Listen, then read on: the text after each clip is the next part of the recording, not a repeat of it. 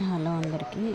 ఆంజనేయ స్వామికి 2 పుట్టినరోజులు ఉన్నాయని చాలామందికి తెలిసి ఉంటుంది, కొంతమందికి తెలిసి ఉండకపోవచ్చు.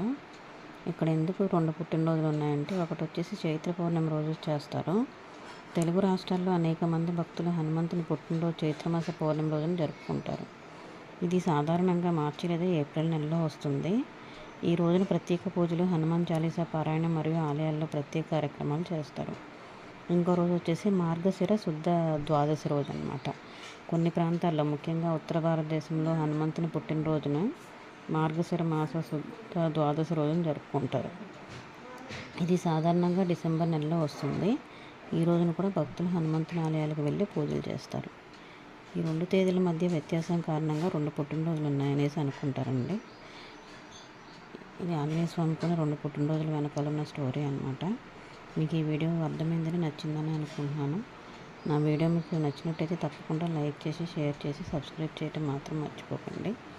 Thanks for watching.